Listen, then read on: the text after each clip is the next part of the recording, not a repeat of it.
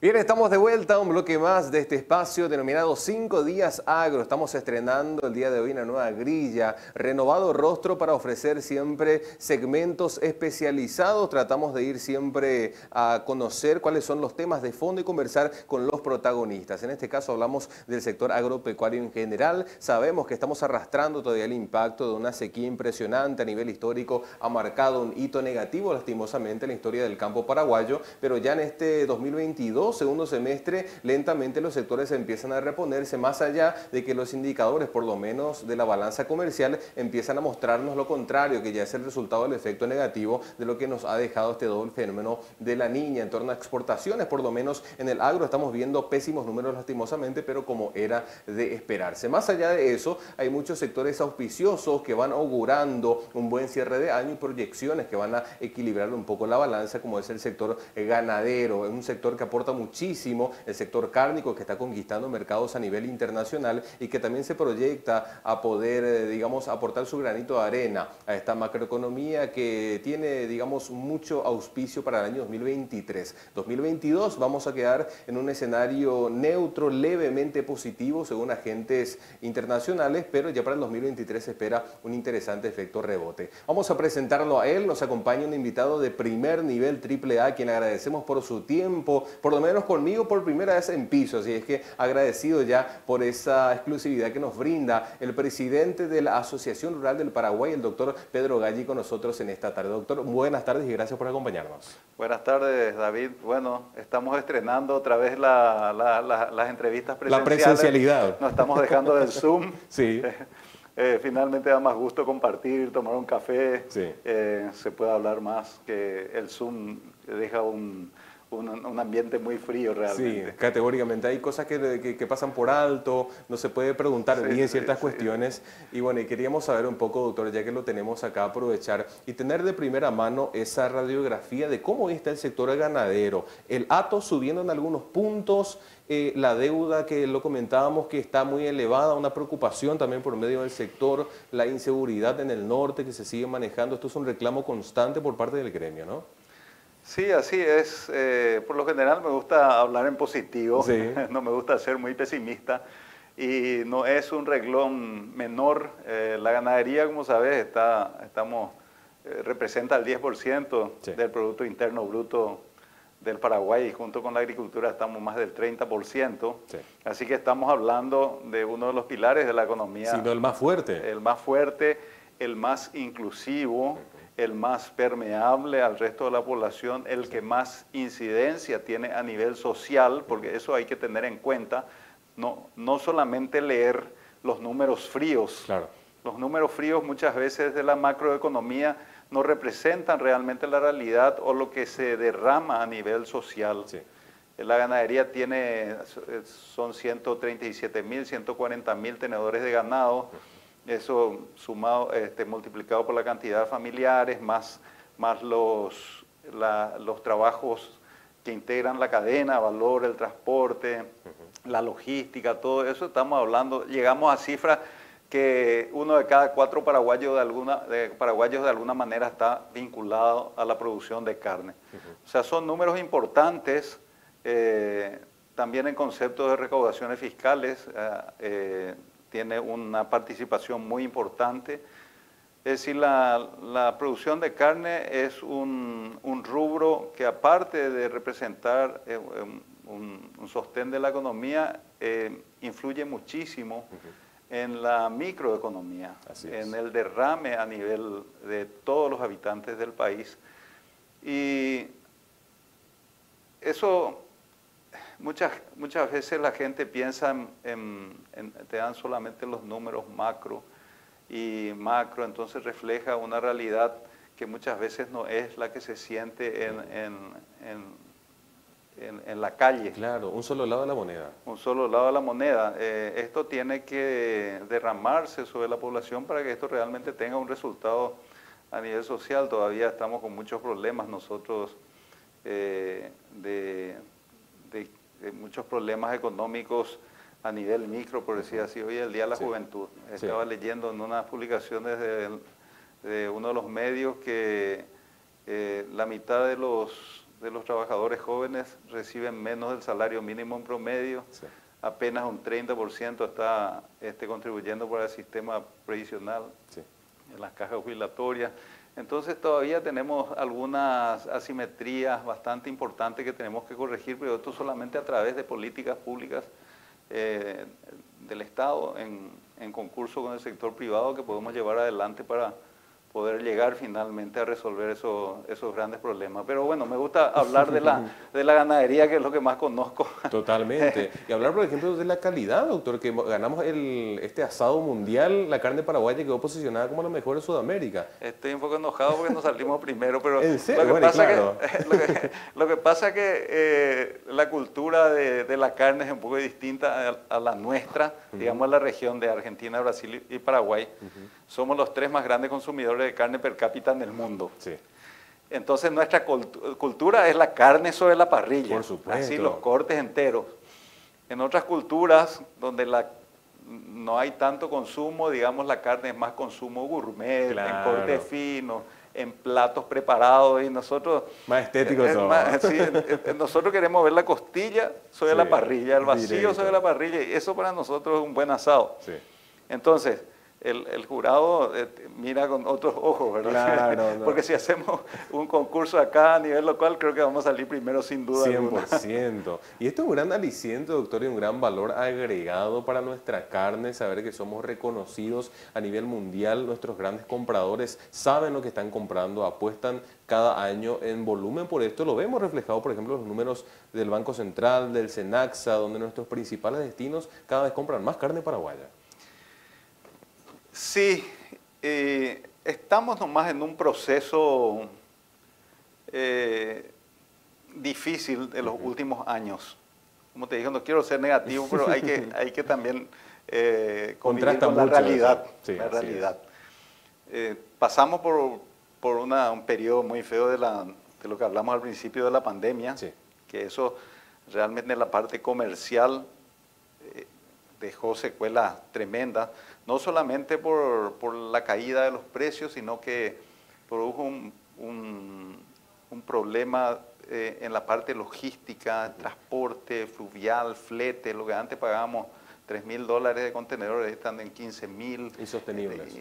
Embotellamientos en los puertos, etcétera, etcétera. Son todos problemas que están fuera de nuestro control. Y más todavía este fenómeno inflacionario mundial que vino, y por supuesto nosotros estamos enmarcados en ese escenario. Sí, obligatoriamente. Del mercado internacional, y nos termina afectando también. Felizmente, gracias justamente a que nuestra economía está basada en el sector agropecuario, que es un sector que nunca paró a pesar de las dificultades, Sí. fue una de las economías más resilientes, es la que menos caída tuvo en el crecimiento económico en estos años de pandemia, se recuperó más rápido. Aquellas otras muy dependientes de los sectores comerciales, industriales, de servicios, tuvieron efectos negativos mucho más grandes. De hecho, acá esos sectores hasta ahora le está costando recuperarse del golpe que recibieron. A esto tenemos que sumar los efectos de la sequía, que ya es un fenómeno cíclico de una sequía que se está prolongando ya por varios años por el efecto de la Niña. Y en el último año tuvo un golpe muy duro, sobre todo en la parte agrícola, que llegamos a cosechar apenas un tercio de la soja que se acostumbraba a cosechar en los últimos años, y eso lógicamente produce una caída importante del Producto Interno Bruto. Las exportaciones, Claro. en concepto de que uno de los más grandes, bajaron enormemente. Pero bueno, siempre que hay calamidades hay oportunidades, dicen. Claro, categóricamente. El mundo siempre está ávido, ha mostrado una avidez muy grande por productos alimenticios. Nosotros somos productores de alimentos, entonces estamos en ese contexto en una posición bastante ventajosa. El tema es explotar esto, explotar lo mejor posible, buscar mercados, estar siempre atentos, hacer políticas públicas junto con el sector privado de buscar esas oportunidades. Y en el sector de la carne estamos en eso, tenemos que salir a buscar, tenemos debilidades nosotros muy grandes con relación a los demás países exportadores de carne. Para no compararnos, estamos entre los 10 más grandes exportadores de carne del mundo. Sí. De los que están en la región, estamos entre 4, que son Argentina, Uruguay, Brasil y Paraguay, exacto, de los grandes exportadores. Y los otros todos tienen el mercado chino, que es el mayor consumidor, no digo luego de carne, de productos alimenticios del mundo. Sí. Y de todos somos los únicos que estamos fuera de ese mercado. Perdiendo grandes oportunidades.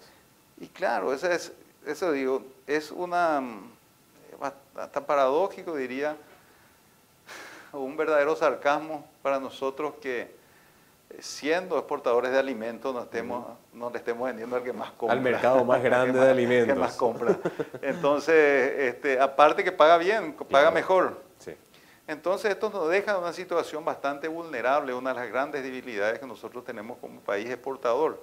Sobre todo considerando que llegamos a niveles tales que nosotros exportamos el 70% de nuestra producción. Nuestro mercado, a pesar de tener 7 millones de habitantes y ser uno de los que más consumen carne en el mundo. Igual sobra. Igual sobra mucho, sobra el 70% que tenemos que exportar. No hay forma, porque ese es un flujo permanente de mercadería que va entrando y que parte se queda en el Paraguay y parte, el 70%, la mayor parte se exporta. A diferencia de Argentina y Brasil, que solamente exporta el 25% de su producción, entonces tiene un mercado interno muy grande, capaz de absorber aquellos pequeños vaivenes de la oferta y la demanda. Sí. Nosotros no estamos en condiciones, y ese es uno de nuestros grandes problemas, de grandes debilidades en cuanto a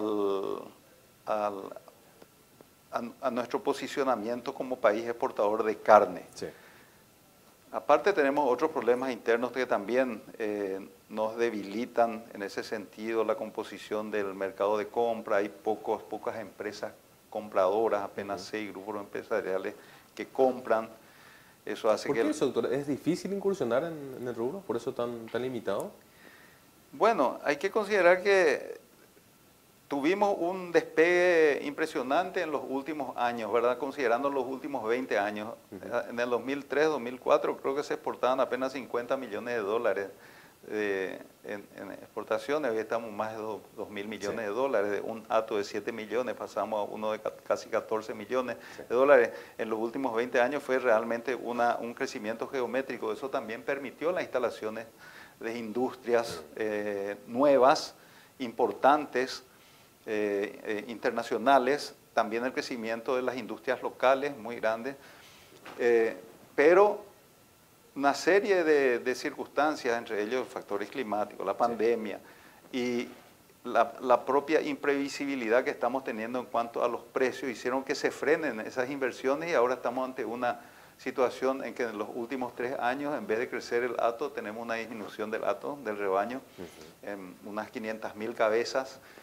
Y esto no es realmente muy alentador porque consideramos que nuestro país todavía está en condiciones de seguir creciendo en este rubro. Tenemos nosotros el 100% del área del país está cubierta de verde, no hay desperdicios prácticamente, a pesar del crecimiento de las áreas agrícolas, igual la ganadería, digamos, no ha retrocedido, se ha hecho más eficiente. Pero en este negocio se necesita previsibilidad, porque no es un negocio a corto plazo. Claro. No es un negocio como la industria frigorífica que compra hoy, vende mañana. Puede ser que cobre dentro de 3 meses, pero es más inmediato, entonces los precios van acomodando. Nosotros tenemos que tener una previsibilidad porque las inversiones que hagamos hoy vamos a recuperar en 1, 2, 3 años. Y cuando existe esta incertidumbre, muchas veces la gente no se anima a invertir, y no solamente ese, estamos debiendo mucho. Claro. Vos sabías que estábamos como 1.600 millones de dólares de deuda en el sector financiero. ¿Y qué dicen de los bancos, doctor? ¿Cómo es el cliente ganadero? Lo que salva esto es que el cliente ganadero siempre fue un buen cliente, un cliente que tenía un buen respaldo, un negocio bastante previsible otra vez. Exacto. Entonces, tenían tasas bastante ventajosas con relación a los otros tipos de créditos comerciales, justamente porque hay baja morosidad. viendo las circunstancias, la mayoría de los bancos y con ayuda también políticas de Estado a través del Banco Central que permitieron que esas deudas que no han podido ser pagadas no afecten al cliente, a la calificación del cliente. Claro. Porque eran circunstancias entendibles. El Banco Central en ese sentido oportunamente trajo medidas que puedan hacer que la rueda no se detenga. Que acompañó al sector. Sí, acompañó al sector, como a otros sectores también, y eso permitió que, bueno, que sigamos en esta rueda. Lo que está ahora afectando bastante, hablando de esto, es justamente este fenómeno inflacionario muy alto. Sí. Entonces, las medidas que se están tomando para combatir la inflación, como la tasa, la subida de las tasas sí. para los préstamos, hace que esto se empiece a retraer, así porque se vuelve inviable. Es un negocio que tiene que trabajar con tasas acordes a su sistema de producción, a los márgenes que tienen, y estos márgenes que ahora se están aplicando a los efectos de disminuir el circulante, no encajan en el negocio. Entonces, esto puede producir algunos tropiezos en algunos clientes. Aquellos que no pudieron pagar su deuda tienen que renovar, y tienen que renovar con tasas muy superiores, lo que les va a causar muy seguramente problemas a la hora que tengan que cumplir un círculo vicioso. Un círculo vicioso. Esperemos que este fenómeno, hoy leí otra vez que la Reserva Federal de Estados Unidos subió otra vez la tasa. 75 puntos. 75 puntos, entonces vamos a ver un efecto cadena. Claro, un efecto cadena que va a producir finalmente una retracción. Pero todo pasa, todo va a pasar mientras nuestro sistema productivo no se destruya y sea deuda nomás. Claro, todo es manejable. Es manejable, esperemos que no lleguen a extremos que entren en quiebra las empresas o que no puedan asumir, que el sistema acompañe. Y vamos a salir, pero tenemos que trabajar, independientemente, pues estas son cuestiones coyunturales. Claro. Coyunturales. Pero hay cuestiones que tenemos que resolver, aparte de las cuestiones coyunturales, para posicionarnos más sólidamente en el mercado internacional. ¿Qué sería lo más inmediato, doctor, en esas? Necesitamos, otro fenómeno que se me escapó, que estábamos hablando, fue que nuestro mercado, segundo mercado más grande de Rusia, con el conflicto bélico, exacto, produjo también una retracción de ese mercado. Tenemos que redireccionar a otros mercados. Estamos con la esperanza de la apertura del mercado americano. Justamente lo que quería consultarle, ¿qué pasó con Estados Unidos entonces? ¿Sería el partido del año o no podemos depender tanto de esto? Yo creo que, sinceramente te digo, no creo que este año, así como los procesos van... Va a ser difícil. Va a ser difícil, pero tengo esperanza de que sí alcancemos por lo menos el año que viene. Aparte, con simplemente ese ok, es un primer paso recién de todo lo que se viene después, ¿no? Son procesos, de hecho, de nuestros países que son muy exigentes en temas sanitarios. Es natural que el proceso dure más tiempo. Nosotros lo que pedimos es que en lo posible se aceleren los procesos, que tengan en cuenta nuestra situación.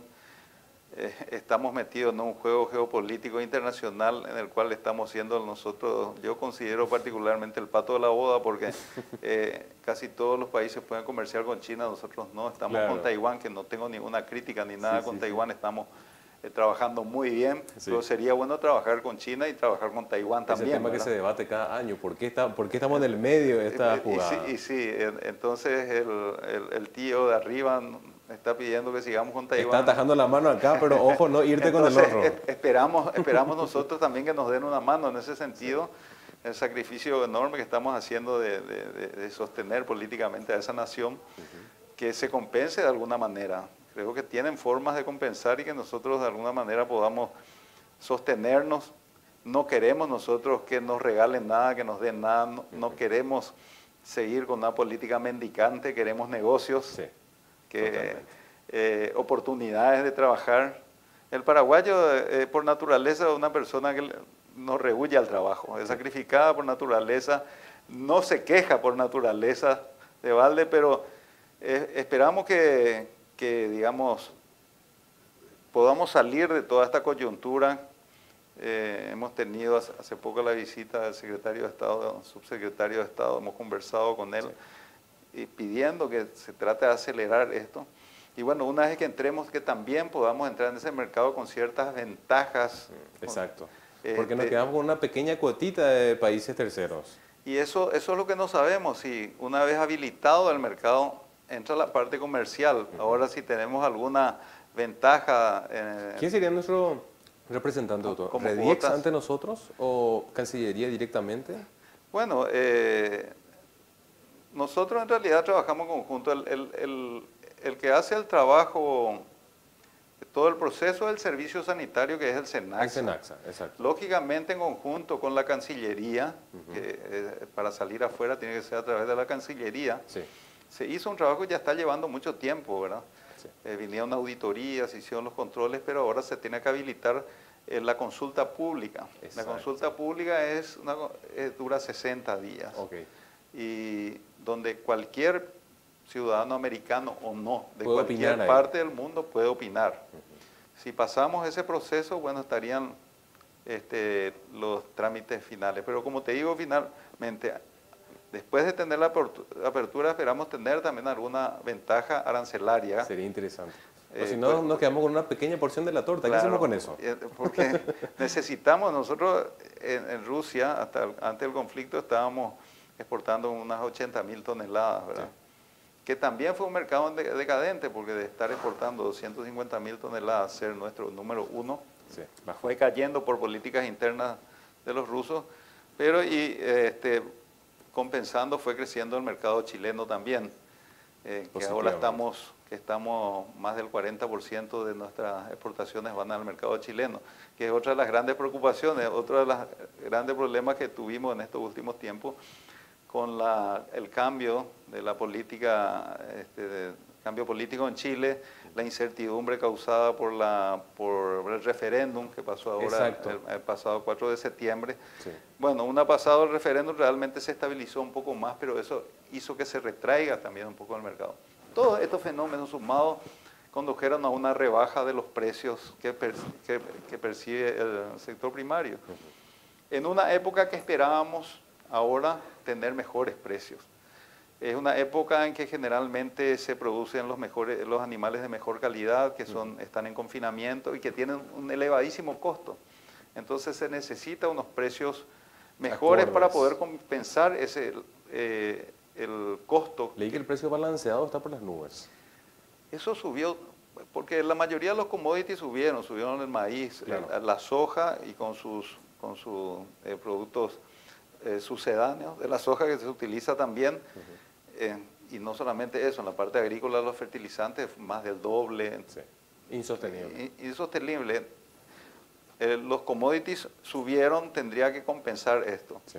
Ojalá que la niña nos deje descansar un poco, se calme un poco, que venga una estación de esta zafra estival que acompañen buenas lluvias, que podamos tener una mejora, porque esto no afecta solamente a la agricultura, también en la ganadería. En partes del Chaco estamos sufriendo problemas muy serios de sequía, inclusive con falta de agua. Sí. Y todo esto hizo finalmente esa reducción del rebaño. Eso es lo preocupante, porque deberíamos seguir creciendo. Claro, para cubrir con la demanda que tenemos actualmente. Sí, nosotros hace 5 años hacíamos una proyección del crecimiento que estábamos teniendo en los últimos 10 o 15 años, tendríamos que haber estado en unos 20 millones de cabezas, tal vez, ¿verdad? Imagínese. Entonces, llegamos a unos niveles, teníamos una meseta, y hay un declive, no es muy grande, pero si esto continúa así ya es preocupante. ¿Y cómo lo manejamos o lo compensamos, doctor? ¿Qué sería lo ideal? Y bueno, que venga gente de afuera, ¿qué podría ser? Estamos trabajando, nosotros necesitamos tener políticas públicas de la carne. No puede ser que un país donde uno de los renglones más importantes es la producción de carne, no tenga una institución que trabaje sobre políticas públicas de corto, mediano y largo plazo, independientemente de los intereses del sector primario o secundario y de los consumidores, ir pensando más allá, más adelante, mirar un poco más lejos de nuestras narices y trabajar en conjunto. Dentro de eso hay un montón de temas que se tienen que ir desarrollando. ¿Qué se está haciendo de manera como en compartimientos estancos? Esto necesitamos juntar todo y trabajar en conjunto. Se están haciendo trabajos.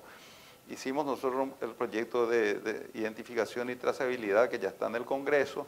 Estamos con las normas de clasificación y tipificación de carne que ya hicimos, las cajas negras, pero hay un montón de cosas que necesitamos desarrollar.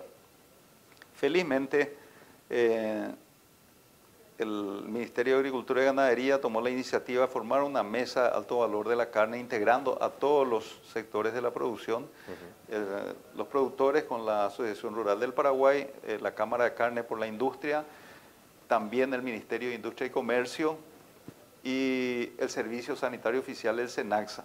Que son los cuatro ejes fundamentales. Sí, y trabajar en conjunto, esto se hizo por resolución ministerial, va a salir un decreto y este próximo lunes tenemos ya una reunión, otra vez, ya no es la primera reunión, donde se va a presentar ya un proyecto para estudiar entre todos de la formación de un instituto de la carne como tiene Argentina, tiene Uruguay, tienen Australia, los países más grandes, para trabajar en conjunto. Y bueno, eso es lo que necesitamos porque hay muchas cosas que tenemos que hacer en conjunto. Una de ellas es buscar más y mejores mercados, lograr el mercado americano. Eso nos va a permitir probablemente conseguir otros mercados exigentes que tengan mejores precios. Nosotros necesitamos asegurar que, primero, que salga toda nuestra mercadería de exportación y segundo, que salga a buenos precios. Claro. Y para que salga a buenos precios necesitamos mejores mercados. Y en ese sentido yo a la gente que nos mira a veces dicen, pucha, esto lo único que quieren es que la carne sea cara. ¿Quién plata? Pero dicen, claro. Es que cuesta. Pero lo que pasa es que eso es importante transmitir, que cuando mejoran las exportaciones, cuando más se exporta, quedan más cortes de consumo popular. Y al contrario de lo que la gente piensa, un aumento de los precios, una mejora en los mercados de exportación hace que muchos de los cortes, que son los populares acá en el Paraguay, bajen de precio. Y bajan de precio porque hay más abundante. Un ejemplo, ¿cuál es el corte estrella de nuestro consumo? ¿Qué es lo que voy a poner los domingos en la parrilla? Infaltable costilla. Bueno, la costilla es la estrella del consumo del paraguayo.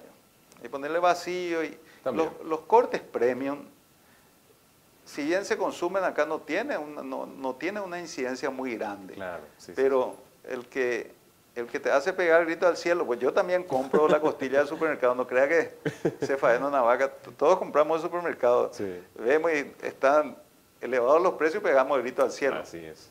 Pero cuando hay mucha exportación, el costillar no se exporta. Entonces eso queda en el mercado local. Al haber, lógicamente, más cantidad de costilla, baja el precio por una cuestión de oferta y demanda. Porque el mercado interno compite con el mercado internacional. Las plantas industriales venden donde es mejor precio. Claro. Pero estos productos no se pueden exportar porque carne con hueso no se exporta. Claro. Entonces queda para nosotros. Queda para nosotros. Entonces, no hay que tenerle miedo a eso, a las exportaciones. Lo que hay que tenerle miedo es a que no se pueda exportar, porque nosotros, aunque se regale la carne, no tenés capacidad para consumir. Y eso termina perjudicando como dijimos al principio, a la mayoría de los paraguayos le termina perjudicando, porque tiene un efecto de penetración a nivel social muy grande. Entonces, si anda mal el productor primario, anda mal un montón de gente. El 25% de la población del país está directamente relacionada vinculado con eso. Entonces, no es que porque se venda más afuera va a haber una oligarquía que es la que gana mucho y la otra. No, al contrario, más permea y mucho mejor, mucha mejor carne va a encontrar el consumidor nuestro acá. Sí. Que para nosotros, que nos crea nuestra preocupación siempre es que el consumidor esté satisfecho, el consumidor nuestro, porque si no está satisfecho siempre empieza a apuntar Claro, o en la industria del vecino o en el productor. Entonces a nosotros nos importa mucho que el consumidor local esté satisfecho. De hecho, siempre estamos trabajando en conjunto con la Cámara de Supermercados, con la Cámara de Carnes, en esos cuellos de botellas que se producen generalmente en ciertas épocas del año, como fin de año, Exacto. 1 de mayo, Sí.